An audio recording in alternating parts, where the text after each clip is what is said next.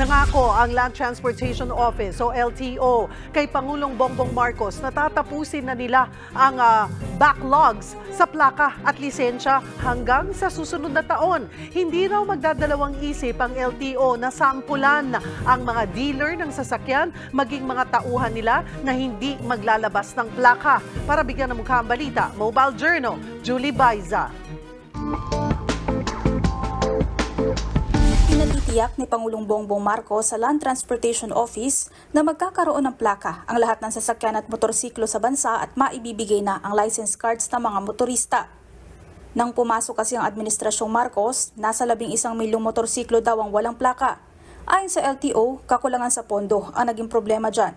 Kung ang hiningi ng gobyerno at that time is, let's say, 1 billion, ang nabibigay lang ng pondo is around 400 million. So there's a gap. And that has happened through the years. Sa ngayon, mula sa dating 14%, tumalon daw sa 77% ng proposed budget ng ahensya ang naibibigay ng Kongreso. Kaya umaasa ang LTO na pagdating ng 2025, wala nang backlog sa mga motorsiklo. Bukod dito, pinagpapaliwanag din ng ahensya ang mga vehicle dealer na hindi nakapagbigay ng plaka sa takdang oras. Sa loob lang kasi ng 11 araw, dapat makuha na ng buyer ang plaka, ORCR at RFID sticker ng motor o sasakyan.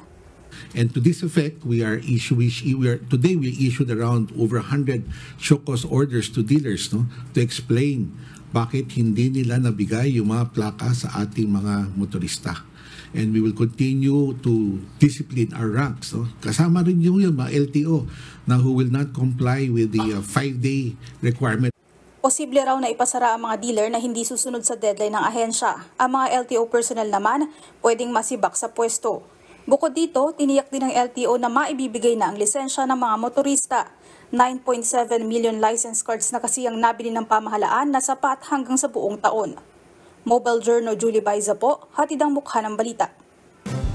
Huhulihin na simula bukas ang mga jeep na hindi nagpa-consolidate o hindi sumali sa mga kooperatiba. Ayon sa LTFRB, nakapag-warning na sila sa mga tsuper kaya papatawan na ng 50,000 pesos na multa ang mga operator ng jeep na mai-impound sa Tarlac at sususpindihin pa ang lisensya ng nahuling driver.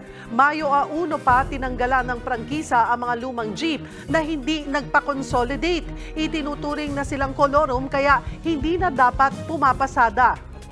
Nangalampag naman sa Korte Suprema ang grupong Manibela para mag-issue na ng temporary restraining order sa PUV Modernization Program. Git nila dapat itigil ang hulihan at mapag-aralan muna ang implementasyon ng programa. Sa ngayon, wala pang tugon sa petisyon ang SC.